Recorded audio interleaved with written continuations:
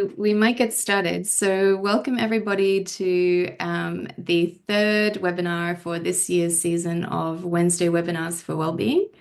You can scan the QR code here on the slide to view our past webinars covering a range of topics.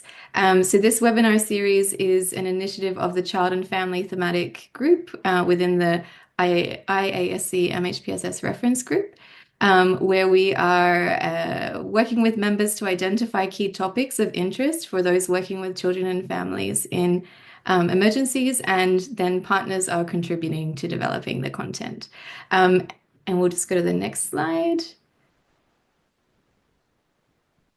So this webinar today is called Where Creativity Meets Care, Strengthening Child and Youth Mental Health Through the Arts. So this webinar is a collaboration between the Child and Family Thematic Group and the Community MHPSS, a community-based MHPSS thematic group as well. We have a lot of different organizations and presenters sharing. So we have Sofia Casas from UNHCR, Glory Lueong from RuWCED in Cameroon. We have Samson and Sammuel from artists from Kenya, along with Burdel from Artolution. And we have Chiara, Manavella, and Silvia de Faveri from Red Noses International. Today's session is going to be moderated by Anneloes Koehorst from UNICEF. So without further ado, I will hand over to Anneloes. Oh, you're muted, Anneloes. So sorry. Thank you, Felicity, for the introductions. And Louise, I think we can move to the next slide.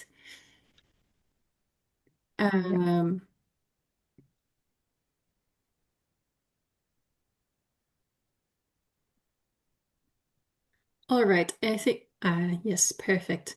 So my name is Anneloes, and I'm one of the co-leads of the community-based MHPSS thematic group. And I have the pleasure of moderating the webinar today.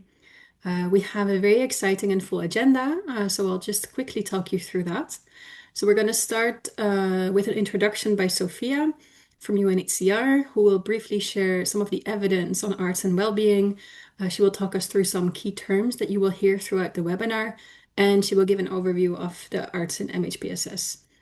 Then we will go to a first case example by RuWCED Cameroon, which will be presented by Glory, and she will focus on integrating local dynamics, beliefs, and culturally meaningful healing practices in arts-based MHPSS programs.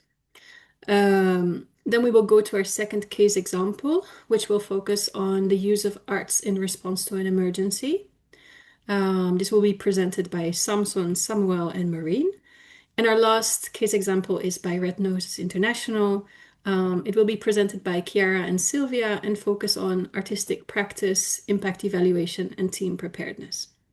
So after the presentations are finished, we will have about 15 minutes for questions and answers. It's a short time, so to make most use of our time, we ask you to please put your questions in the Q&A section. So not in the general chat, but there's a specific Q&A section. This way, the moderators and the panelists can already start answering some questions during the presentations, and then we can also collect questions to be asked to the panel members after all three presentations are done. So after the Q&A, we're going to stop the recording, but we keep this room open for another 15 minutes so we can have an informal coffee chat. So anyone who wants to stay can stay, share their experience, ask other questions to other participants. So it's not moderated, but it's really an open space for participants to talk to each other. And then lastly, there's so much collective experience in this room, and we really wish we had the opportunity to learn more, not just from the panelists, but also from all of you who are joining us here. So we have set up a virtual board on Canva. So the link will be put in the chat, so you can access it there. And the QR code is also on the screen, I think. So for anyone who is attending who would like to share a bit more about their work, please feel free to fill out the digital cards there. So after the webinar, we will share the recording of the webinar with everyone. We will also share the PowerPoint presentation as well as a link to the Canva so everyone can have access to all the different resources. So let's get started. I will hand over to Sofia to start with the introduction. Thank you, Anneloes. So hello, everybody. Good afternoon and good morning. Thank you for joining us. And I've already been introduced, but my name is Sofia, and I'm with UNHCR, where I serve as the regional MHPSS advisor for Europe, Middle East, or West Asia. I think we should be changing the terminology a bit, and North Africa. I've been in the MHPSS world for over 15 years. But I started my professional journey actually in the world of mental health through art, where I first became a clinical art therapist. So this topic is very, very dear to my heart, professionally and personally. And I think it was quite a popular topic, and we're just really excited to be doing this. Next slide. Okay, so before we dive in, let's take a moment to each reflect. This is a very universal topic. And so if you could just sit in your chair, take a deep breath, and just pause for a moment and recall a moment when the arts, it could be a song, an image, a performance, a story, a poem, a piece of music, or a creative act itself that you did, that how it supported, soothed, moved, or inspired you. So just think of a time, think of maybe a specific piece of art. And what was it about that experience, or what is it about that art that made a difference for you? And how did you feel? So if you can think about that and put it in the chat, share. If you want to share, you can maybe write it down for yourself, or you can share. But the idea is that what you are remembering right now is a reminder of something really fundamental, that really we need to take just a moment to kind of start from there. That the arts touch the very systems, whether these are emotional, cognitive, social, physiological, that keep us well. And this is not new. Across history and cultures, creativity has always been a pathway to healing, connection, and coping. And also, it is not a luxury, which it often is said to be. It really is an innate human capacity that supports emotional, social, and even biological well-being. So let's really ground our conversation in these memories that we all have and these moments that we all have around the use of the arts. So to begin, why speak about this topic? Why did those experiences that you just remembered actually have an impact on us? There's a growing body of evidence out there, and here are just some of the highlights on this slide on the connection between arts and well-being and what the evidence is showing. At the end of our presentation overall, there's a resource list, and all of these things that I'm speaking about right now, you'll find all of the evidence within those resources. So first of all, arts activate the whole brain. Arts engage memory, emotion, sensory, motor, and social networks that underpin mental health. Creative engagement recruits the same neural circuits that we rely on for mood and attention and social connection and learning. That is why the arts can shift emotional states quickly. They work through the brain's core integrative systems. Neuroaesthetic research, which I highly recommend looking into, shows that multisensory engagement enhances neuroplasticity and adaptive coping. The arts also regulate stress in the body. Creative engagement can lower stress responses. It supports cardiovascular and immune function. Activities like drawing, singing, drumming, movement, storytelling, they all reduce cortisol and activate parasympathetic regulation. Evidence shows that really physiological benefits, such as better immune markers, improved heart rate variability, and also reduced inflammation. This really matters, especially in crisis settings, as you all can imagine, where really chronic stress is eroding health over time. The arts also support emotion and meaning.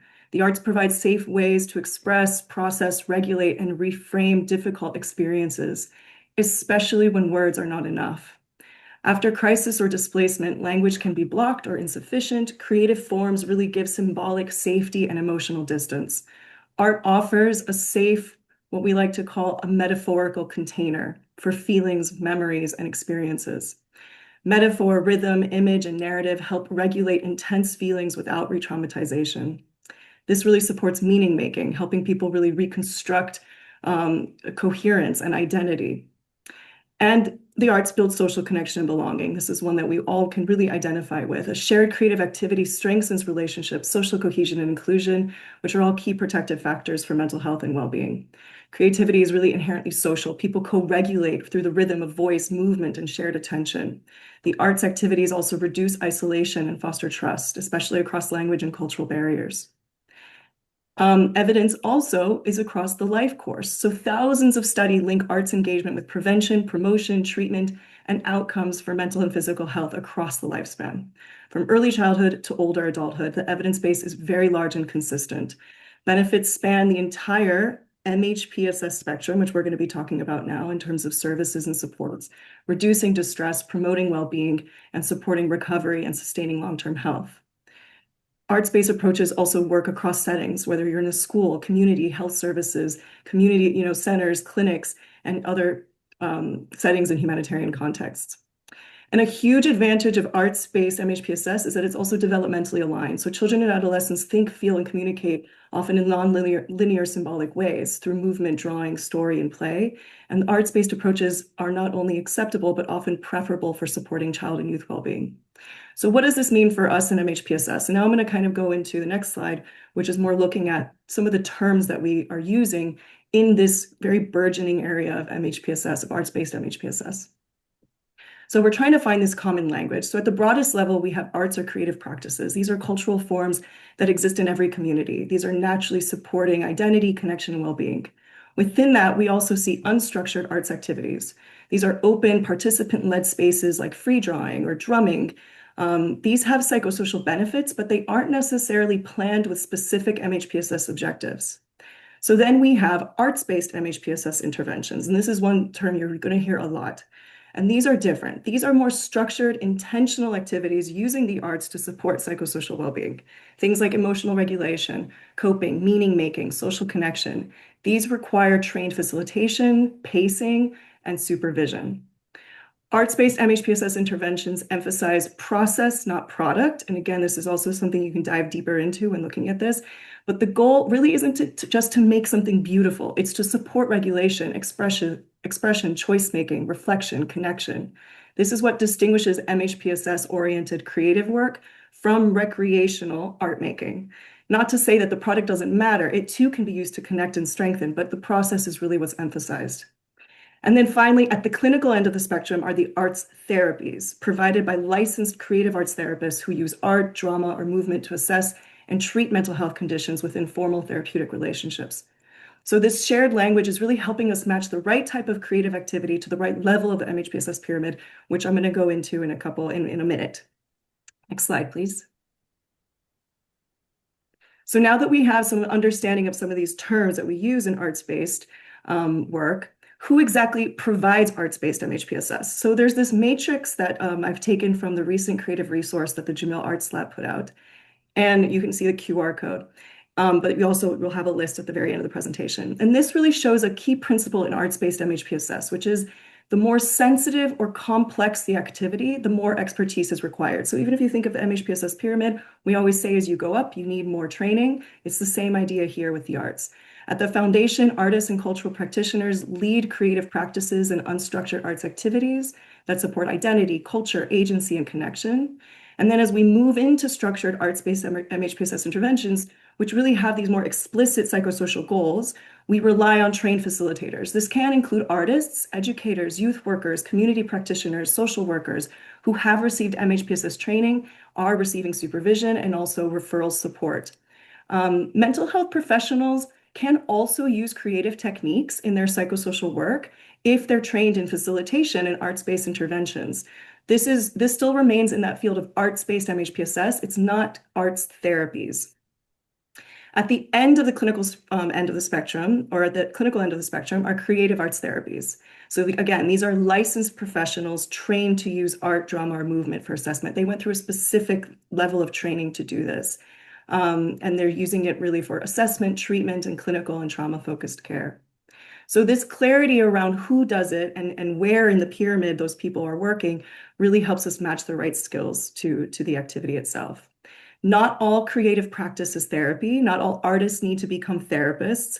But with the right training and role clarity, artists and facilitators can really play essential roles across all of the layers of support. So next slide, it's my last slide. I'm aware of time. So now, last but not least, we have the MHPSS pyramid for the arts. And this version of the MHPSS pyramid really brings together what we're seeing across agencies and organizations across the world that are using the arts in their work. So at level 1, the very base of the pyramid, the arts help create safety, orientation, and connection. These are simple activities that reduce stress and make spaces feel more human. For example, a calming drawing table or a music corner in a child-friendly space can help children settle and regulate. At level 2, we have community arts building and belonging and identity and social cohesion, some of the most strongest protective factors we have, especially when we talk about displacement and crisis. So for example, a community choir, storytelling circle, a collaborative mural project that brings host and refugee communities together. Those are some examples. At the third level, we move into structured arts-based MHPSS, where trained facilitators use the arts intentionally to support emotional regulation, coping, expression, meaning making. So for example, this could be a 6 to 8 session arts-based group where youth explore emotions through visual arts, photography, movement, or narrative exercises. And at level 4, this is where we have licensed creative arts therapists providing clinical treatment using art, music, drama, movement within a therapeutic relationship. So this could be like individual art therapy or drama therapy for a child or adolescent with symptoms of trauma or complex emotional needs. So this really gives us, again, this clear kind of shared language for how creativity fits across the whole MHPSS and the framework that we use.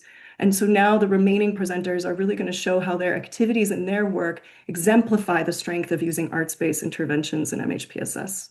And I hand over. Thank you so much, Sofia. That was really great. We're excited now to hear our first case example. Glory, please go ahead. Good afternoon, everyone. My name is Glory Lueong again from RuWCED Cameroon, and today I was invited to speak on how arts-based intervention can integrate local dynamics, beliefs, and culturally meaningful practices to support children's well-being. I'll be sharing our ongoing projects, Brushstrokes of Healings, which seeks to strengthen children's coping skills, restore connection, and nurture hope through creativity that they already understand. Next slide. In this talk today, I will be looking at the context of the crisis, why we think arts-based healing work briefly, because the previous panelists already talked intensively on this. Then I would show how we do this through community co-creation, cultural symbols and narrative integration, how we deal with power, gender, and safety expressions, how we use spirituality and common healing practices. I would also talk about the safeguards we have in place, local measures of healing, how do we measure healing, and sustainability measures that we are putting in place, as well as integration principles we are learning in the process of our work. I've also touched on how our model fits into the MHPSS pyramid. Next slide, thank you. So in the northwest region of Cameroon, we have over 1 million kids who are out of school. And this being out of school has made them lose access to protective learning environments, and schools that used to be a source of safety and growth are now associated often with fear, disruption, and uncertainty because of the ongoing brutal conflict that we have had, amputations of children's limbs, arms, and the rest, just for the fact that they are seeking to enjoy their rights to education. Many children are out of school, others struggle with social withdrawal, difficulty concentrating, heightened worry, disconnection from peers. In this same context, mental health support systems that are considered clinical and fit very well into the modern health system are limited, and also we have limited resources and personnel. So there are also issues of difficulty to access. And in this context, we have realized that art is a language and between silence and speech. Next slide, thank you. why we think arts-based healing works. We do think that arts-based healing works because talking about emotion doesn't always feel easy and natural for young people, especially children in societies where children are taught to listen rather than to speak. So in this regard, we have learned over time that creative expression provides non-verbal pathways for expressions critical when culture and trauma silences speech. We have also learned that arts-based approaches respects and aligns with oral traditions and indigenous storytelling that is inherent to Cameroon and particularly the Northwest region where we work. We also have learned that this is it is accessible across all literacy levels. So there are no reading skills required. Just as I said, many children are out of school for many years, and so issues of conventional literacy are a problem. Arts-based approaches also transform pain into purpose through coloring, rhymes, and symbols. It allows children to process identity, grief, and strength in culturally familiar forms and reduces stigma and shame because healing becomes normalized and not healing. So more generally, arts-based approaches, as we have learned, helps or contributes in reclaiming emotional expression as community acts and not only as clinical procedures. Next slide, please. So in our approach, we try to integrate as much as possible as the resources allow co-creation, community co-creation. We integrate local dynamics by building our approach together with youth, elders, local artists, and faith leaders. We organize participatory mappings of local creative practices, for example, painting, drawing, drumming, storytelling, weaving, what exists in our communities and that people identify with, families identify with, children identify with, which is a language of, even if it is not coded as a formal I don't know how to put it, but a grammar or whatever language. We also work with cultural insiders as facilitators, as we will see in the other slides. This way we build trust and relevance. These voices we work with define what creative coping already looks like. For example, painting, storytelling, which makes it that we ensure our approach is trusted and owned locally. Next slide, please. So, our use of cultural symbols and narrative integration. We work with children to draw strength from symbols that are already rooted in their culture. The tree you see in your image on the screen is a tree drawn by some of the children we are working with, and you see them saying, "Our hands can heal." They drew the tree as a representation of harmony, rest, and resolution. This is the cultural meaning of the tree to the children, and in some of the cultures where we work with the children. The cup, you saw a cup before in one of my slides. The cup against the gun, drawn by one of the kids, is to the child a sign of hospitality and inclusion rather than the violence that they experience every day. In another picture not projected, we have, for example, the image of a tortoise, which shows wisdom and persistence. The child is talking about their resilience despite the trauma. These metaphors help children reconnect with pride in who they are, reinforcing their identity, competence, and heritage. We also use ancestral stories and proverbs in the healing processes. This way, we contribute to healing through cultural metaphors. Next slide, please. So how do we deal with gender, power, and safe expressions? Cultural norms in our context often give adults the voice and children the silence. But arts-based spaces in what we have learned is contributing to reverse this situation, in that it is helping to create gender-sensitive spaces for children, and it ensures safe spaces, especially for young girls who are survivors of sometimes brutal conflict-related sexual violence. When our young children in our project lead public exhibitions, it shifts power from the adults to the children, and it contributes in breaking silences.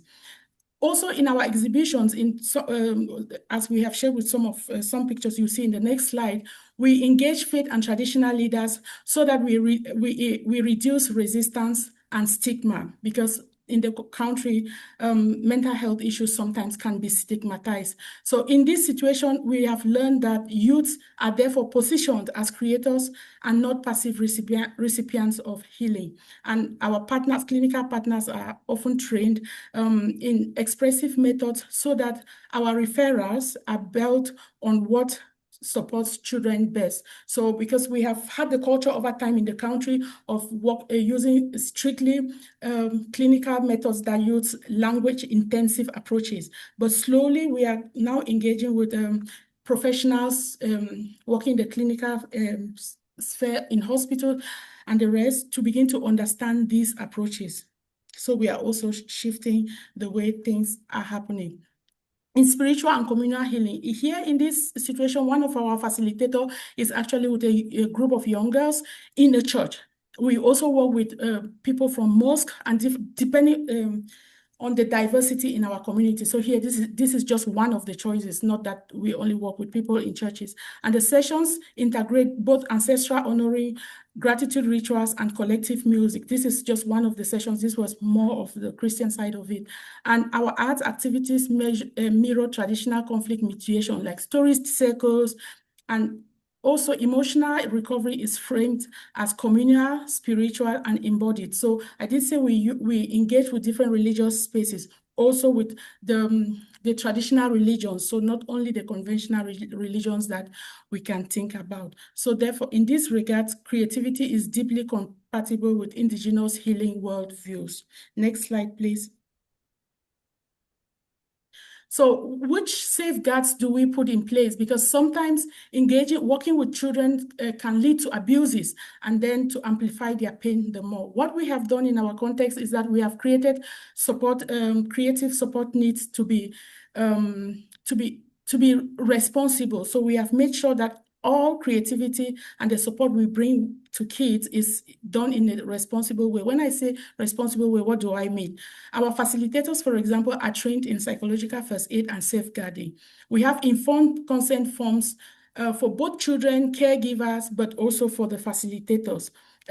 We have forms for the facilitators to report incidents that they observe, and there is a pathway that we have internally that I cannot have the time here to describe, such that if there are incidents, there is an immediate remedy to deal with that. So far, we have not had any because also of our trainings and also our ethical standards protocol that we have developed. We also have structured sessions that are flexible, with flexible expressions, and regular reflections and emotional safety protocols that ensure protection of the kids. So for example, our facilitators have monthly meetings where they meet to reflect on issues of safeguarding and what could be improved based on the situations that they have gathered over the month. Next slide, please. And sorry, Glory, we're just for time. We might need to ask you to maybe you want to jump to the recommendations in a minute. Okay. So thank you so much. So based on this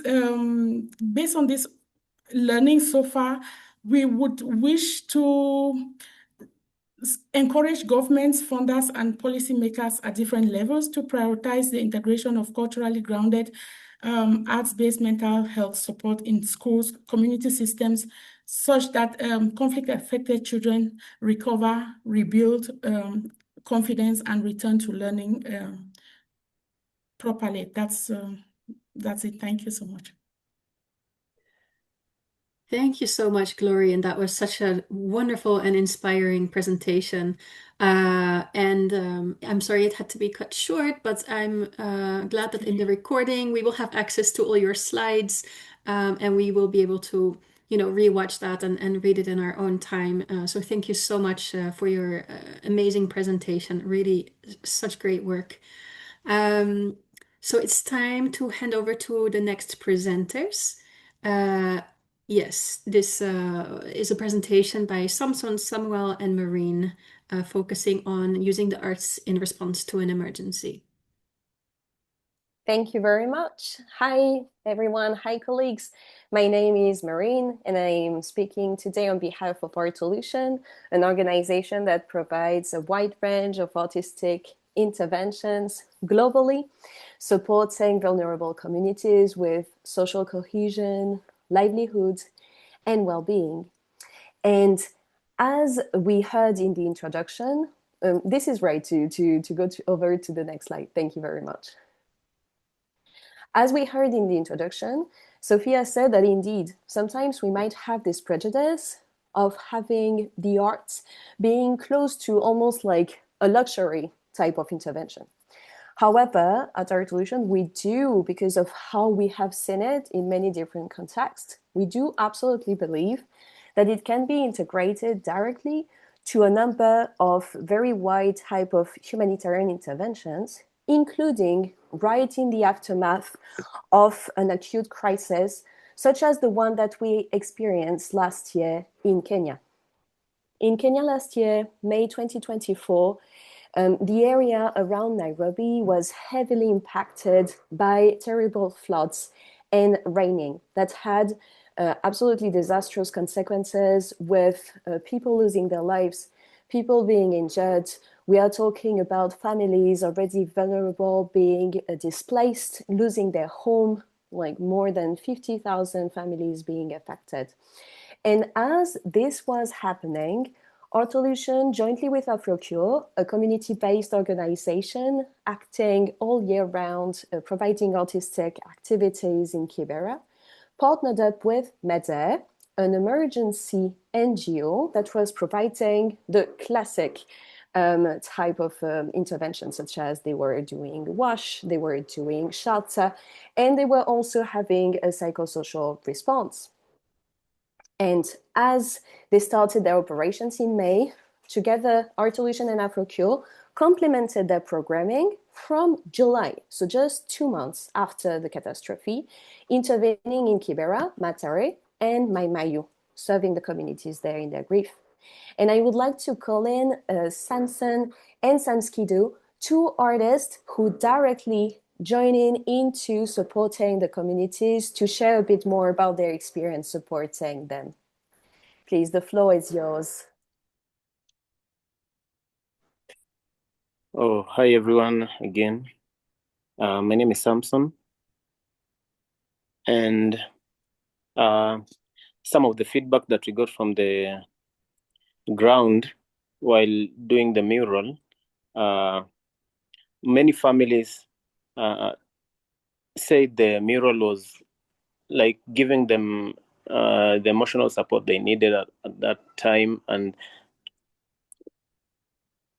that art was also a language that most of the people understood. When you're seeing a mural on the wall, and you understand whatever happened there, and it's also something that they would love to be seeing each and every time for remembrance. Most of them also talked about giving hope in a way that whatever has happened will always be there. The mural will always be there to remind them that this particular day, this is what happened, and in our lives we should always come in and like do whatever we need to make the situation much better. Another feedback that we got, it also shown support to the creative minds. Most of the people in the community also actually said the following feedbacks that I talked about, and most of the families wanted to also, they were very thankful for the process, and I think most of it was the emotional support that they got that was very important for them. And I would love to invite my colleague here, Samskido, talk about anything.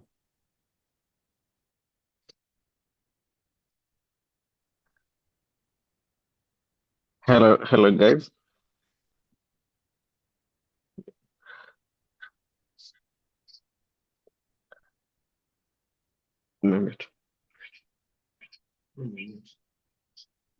Hello guys. So my name is Samskido from Artolution, one of the artists who was on the ground and in doing those art community projects last year, we discovered some things that we would like to recommend to anybody who would like to do such projects.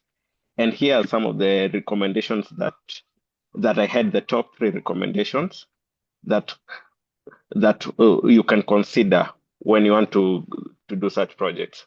So the first recommendation would to ensure that thorough community briefing to gather the first-hand insights, understand the situation, and identify what the participants wish to express. We realize that most of the victims in those disaster affected places had their own different views, and most of the time they had bottled up some of the emotions. And in the briefing sessions, we realized that there was a lot of bottled up emotions and the things that they saw that they wanted to see, which were very helpful as the details to put in the artwork. So that's one of the things that we'd like to recommend to be done first and before everything. And also in the community briefing, also another thing we realized, there are some problems that whatever happened, kind of like now when you see some things like the floods that happened in the Madari area, which is the area near Nairobi, when we were doing the project, we could realize the point of view from the children to the youth to the old age. They had very different point of views on the disaster. And so it's so good to listen to all of them and consider all their views so that we can be able to get all the details. So that whenever we put out the artwork out there, we make sure everybody feels that they've been heard. Also, we realize something whenever we're doing the artwork, we don't only work as artists only. We realize sometimes giving them a section to work, it kind of gave them a sense of satisfaction. Someone seeing a part of what they did in a bigger project created a sense of satisfaction that at the end of the day made them give them more hope towards going on with life after what they had been swept away. Like for example, in the Madari area, where most people, the floods had swept away their life. Most of them were starting from afresh. Most of them had lost hope. So now in doing a project with them, something that they never thought they can do, you can imagine you're involving the community where not all of them are artists. So in them taking part in the community now, leaving those parts to show in the final product, I'm pretty sure most of them when we were finishing and launching the murals, you could hear them come in awe, trying to show how happy they were having taken part in the project, which gave them hope in rebuilding what had been lost. And I think those are my top three recommendations for doing such a project, where I'd like now Marin to help me continue from there.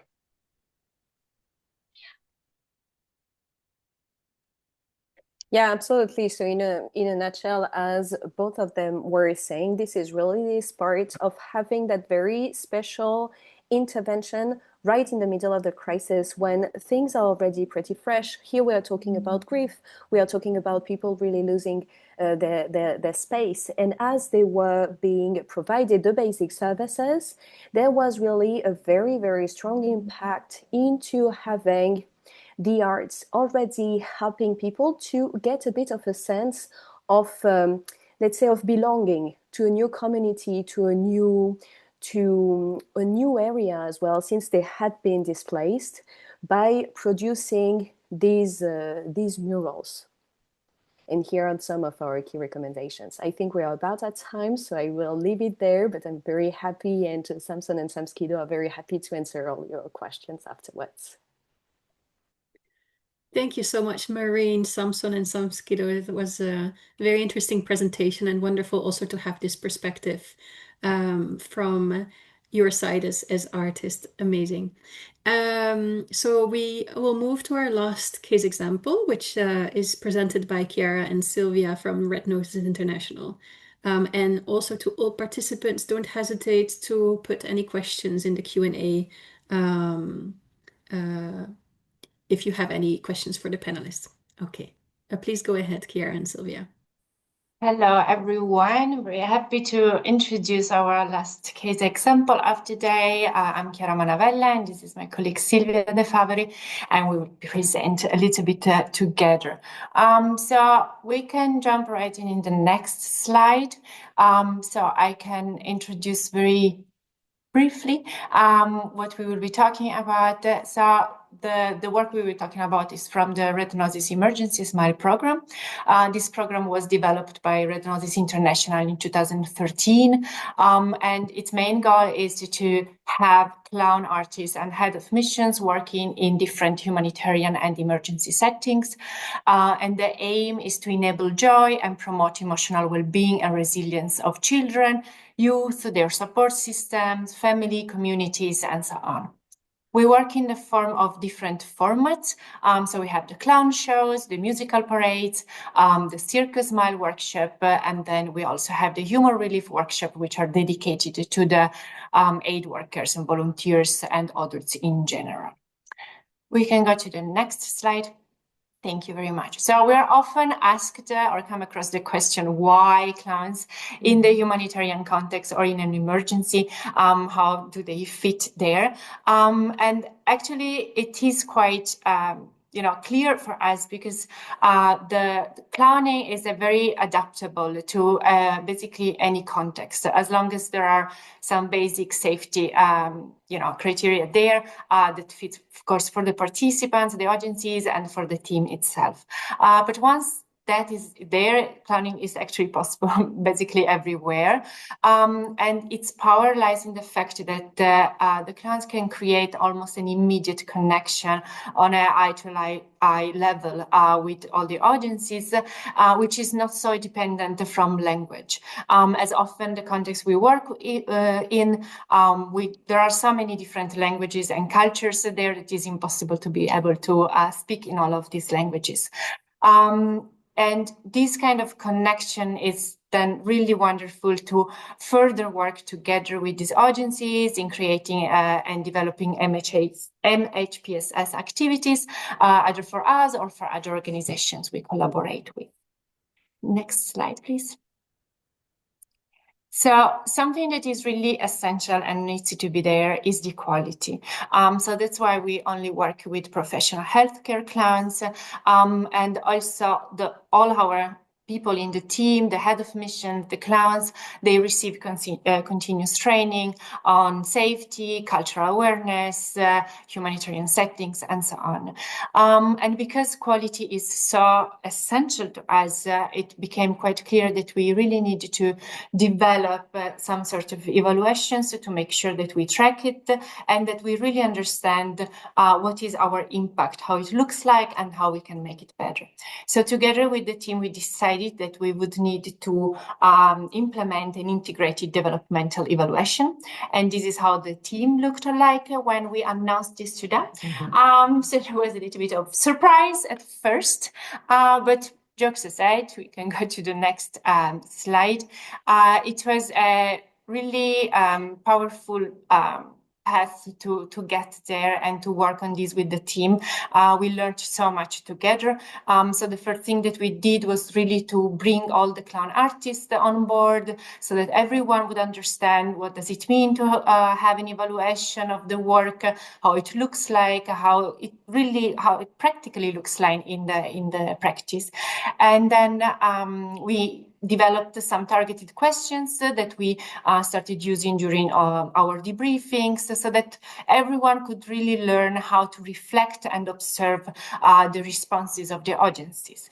And now we are very happy because somehow this has become such an integral process for our team.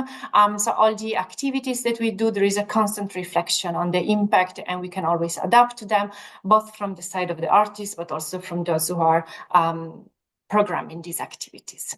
As it's not only important to develop these inside the team, we of course also have an eye to the outside, and I will hand over to my colleague Silvia for this. Thank you so much, Chiara. Hi, everyone. This is Silvia from the Red Noses Research and Learning Department. Next slide, please. And today we're going to just take a walk and talk a little bit about evaluation practices within our Emergency SMILE program. As Chiara said, our work is pretty much impact based. So it's really important for us to track the impact we have on the audiences that we work with.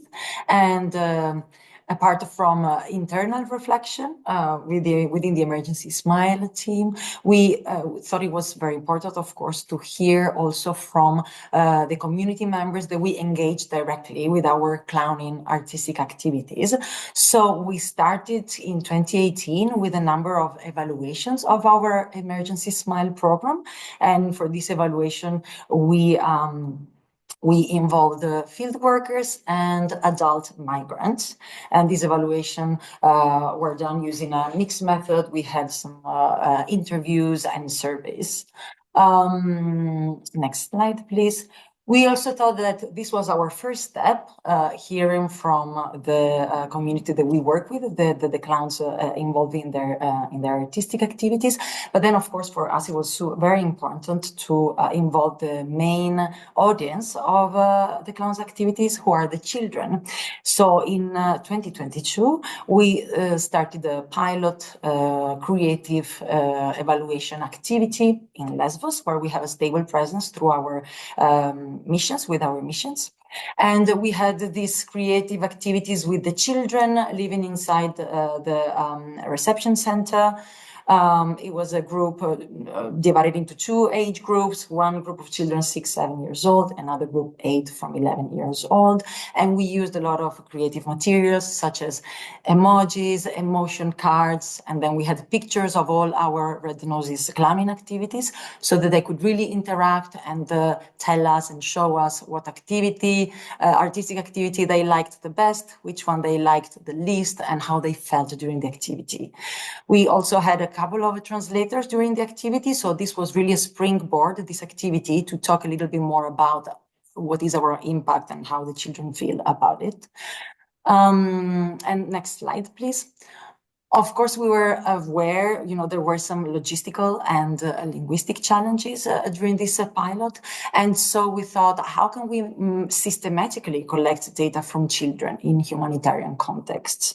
And we created a task force of experts to work on this together during 2022 and 2023. It was a mixed group, experts from different fields. There were a few artists involved in our Emergency SMILE missions. There was a safeguarding manager, members of our research and artistic departments at Red Noses International, and also 3 researchers from universities across Europe. And we really explored which artistic activities we could use with children in humanitarian settings. Next slide, please. We came out with a toolbox of activities that we could use, and one of these tools was focus group with children. And again, this connects nicely to the pilot that we did in Lesbos the year before. So it was again about refining this qualitative tool. And we had the chance to go together with a researcher who was involved in the task force. We went to Tbilisi in Georgia, working with the children there, and we engaged them in making 2 drawings. The first drawing showing a scene, drawing a scene from their everyday life, be it at school or at home or with friends, whatever they liked. And the second drawing was about a scene from the last week, which is the week during which the clowns were there doing artistic activities with them. And we can really see a little bit the difference and also the impact that the clowns do on how they feel. Yeah, there were also other tools that were, of course, the task force came up with, such as surveys, child-friendly surveys that were used also in this activity, other more quantitative tools. But what became evident was that this requires a lot of resources. And so we thought, okay, how can we make internal evaluation more relevant? And how can we reach a bigger audience? And how can we fill this gap that we noticed in about the impact of clowning activities in humanitarian context? And so next slide, please. This is why from this year, we started research, the Emergency Smile Research Project, in collaboration with an external researcher who focuses specifically on this project, together with a team of experts. The researcher's name is Dr. Eliana Liches Salvadori. She has a background in psychopathology, and then she collaborates with a group of experts from different universities across the US and Europe. And the goal of the study is again to understand the impact of our clowning activities on two group studies. First, on the field workers who participate in our humor relief workshop, and secondly, on the unaccompanied minors in Lesbos that participate in our clowning activities. And very, very briefly, a couple of weeks ago, we had our a focus group with 3 young adults aged 18 in order to understand what tools we can use in the second study with unaccompanied minors. So they helped us understand a little bit of what can be done in the field to engage children in our research project, which for us was very important to engage with. Please. So next slide, please. We made it almost on time. So to the recommendations, very quickly, as already mentioned before, it's really important for us to stress out that we need to ensure trained and qualified professionals. Artistic activities in sensitive contexts should be delivered by trained and qualified professionals who have the artistic, psychosocial, and ethical expertise needed to work safely and effectively with children and diverse communities. And the second recommendation would be to carry out evaluation activities. These activities can be done in every context, and it's also important to try to involve in every step of these evaluations the community and people involved in the artistic activities, following the child participation principles, and of course with an eye on safeguarding and ethical standards and guidelines. Thank you.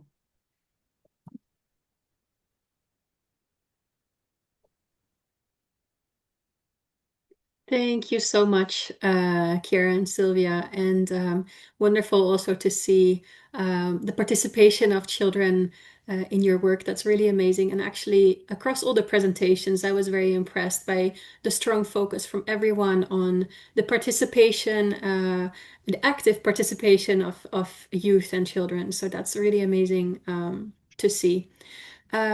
What we're now looking at is just a slide that Sofia mentioned earlier. This is a slide with all the resources with QR codes for easy access. So again, the presentation will be shared with everyone, so you will have the time to look at all of them. I just wanted to highlight one resource on this page. The last one, as you can see, there's no link for it. For the Expression Through Art and Arts-Based Interventions package for children in humanitarian, fragile, and low-resource settings.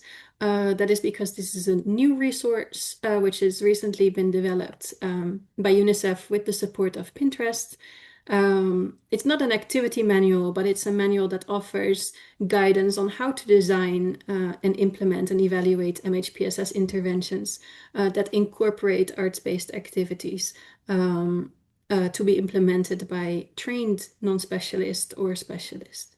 So it's not yet published, but it will be shared on the UNICEF website. And if people are interested to receive it, we can also share it with those who leave their information on the Canva. So next slide, please. Yes. This is again the QR code to see the previous webinars. So we will now move to the Q&A. We have a few questions that came up in the Q&A. Please feel free to continue adding them there as well. And we will go after the Q&A to the coffee chat. So the first... Some questions have been answered. Thank you very much for those.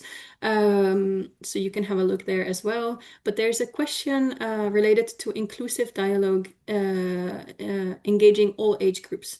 But what about the inclusion of persons with disabilities? Is there any of the panel members who would like to say a few words on the inclusion of persons with disabilities in their work? Yeah, maybe on that one I can kick off and then my colleagues can complete. So maybe one of the reactions towards this is that, yeah, of course, if we have maybe someone who is struggling maybe to see, struggling to see colors, maybe ear impaired, how are we going to include them so that they really feel like they are part of the experience? But I would like to broaden a bit the scope. And all of us have our limitations. Maybe we are going to have a very small kid who can barely hold the pencil. Maybe we are going to have an older person, maybe a bit shaky. And all of us, we have our own interests. We have our own capacities and limitations. And I would say that one of the key aspects that we have seen to be most positively impactful is to be what we call strength-based, as in focusing on what the person can do instead of what they can't do. And there is always something that the person can do as part of the artistic activity. If I have some colleagues who want to jump in on that.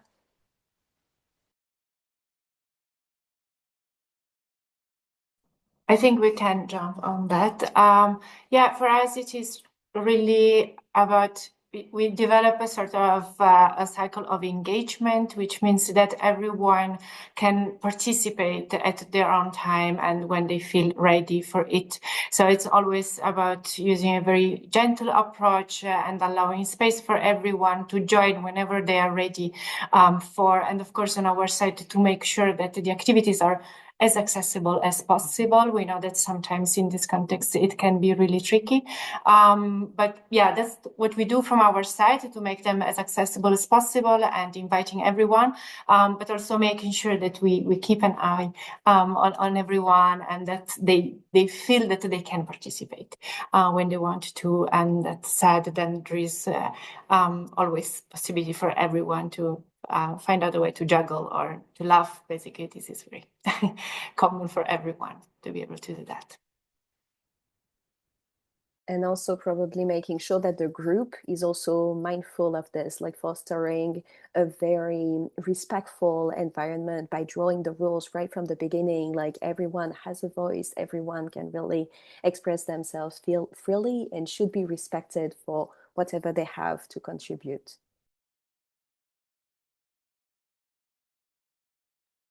Thank you so much, everyone.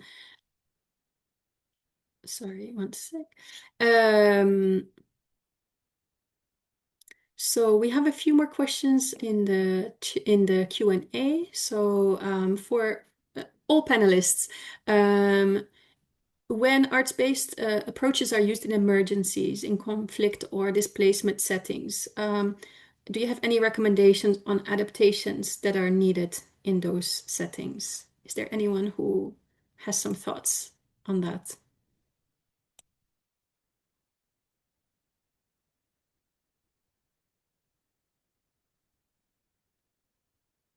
I can go. I mean, I know all of our panelists have so much to add with this because this is their everyday work.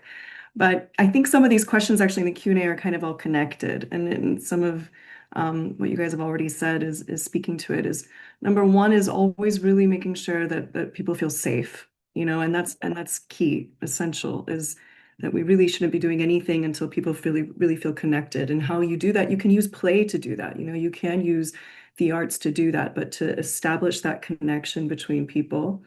The other thing is to really focus on strengths-based, you know, approaches and interventions and what we call in the art therapy world directives. So it's to allow for people to really express themselves freely, but also to avoid having situations where there might be like a situation of emotional flooding. So for example, in the arts, we often, in art therapy, we often would not begin with just handing everybody paint and just letting it, because eventually what will start to happen is it'll turn into mud.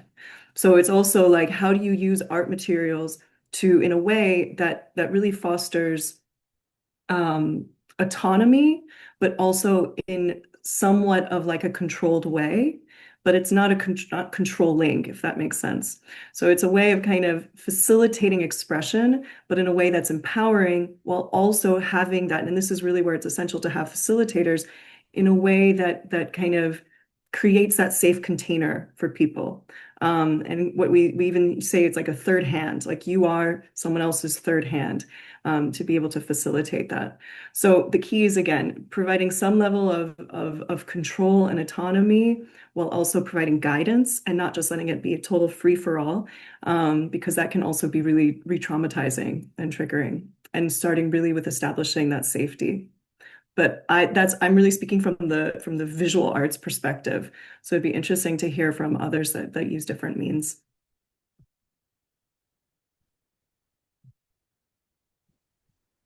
Thank you so much, Sofia. If anyone else wants to add, and otherwise, I think we have maybe space for one more question before we open up the coffee chat. And there's a question, I think, again, to all panelists. Is art ever right or wrong when a child draws? I think that's a very interesting question, and I think some of you might have some thoughts on this.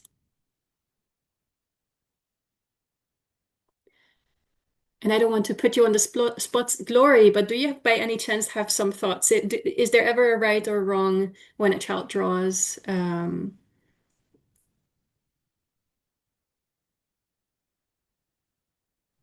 Thank you very much for, yeah, I know you're not putting me on the spot. Our principle when we work with kids is that there is no right or wrong, because we experience distress, pain differently. So we express it the way we feel it. So this is our approach to also make the environment safe, and not to have to oppress kids that are already being oppressed. So we don't always say this is right or wrong, but if there are some issues that maybe go against other children, for example, if there are expressions that in the religious setting, for example, can be offensive, then the facilitator has been trained on how to politely speak about this in a way that doesn't hurt. So the basis for us in the way we work with kids is that we accept everything, because it is the creation of the child, is the thinking of the child, is the processing of the pain and the expression of it. But then how is it interpreted? And then we try, for example, to say, I could interpret this way, but then somebody from another background with other experiences might turn to interpret it this way. So conflicts can come at the moment we interpret our art, but then the basis is that we take goodwill of the kid, that the kid is not expressing to offend another kid, but rather to express what they feel and how they are healing in the process. So I'm sorry, I have issues of internet here in chat, so that's why I'm constantly on and off. Sorry about that. No, thank you, Glory. We could hear you very well, actually. So thank you so much for that answer. That is, yeah, wonderful. And it shows again, the skills also of the facilitators that they have when facilitating arts-based MHPSS interventions. Very important point on safety. So I'm just looking at the host, Felicity. Do we think it is time to close the Q&A and move to the coffee chats, or do we want to answer a few more questions? Yeah, I think we could shift over to the coffee chat. I mean, so just for everybody, what we've done in past webinars is we've turned off the recording and just had an opportunity for people to to share their own thoughts and so on with each other. It's a little bit of a more informal opportunity. There might, we can also kick off the discussion with some of the remaining questions in the Q&A, because I can see there's some really good questions that we would really love to have time to discuss. So we can do something in between. But maybe just then we can wrap up the webinar before the recording is switched off, just to say thank you so much to all of the wonderful presenters. It was so nice to see this amazing work from all around the world. And yeah, thank you also to the moderators and to Louise and Marie from MHPSS Collaborative in the background. Just a reminder that the slides and the recording will be shared with everybody, and please do visit our MHPSS Collaborative's YouTube channel to see all of our past recordings as well. Thanks, everyone. Back to you, Anneloes. Thank you. Okay, so we can stop the recording.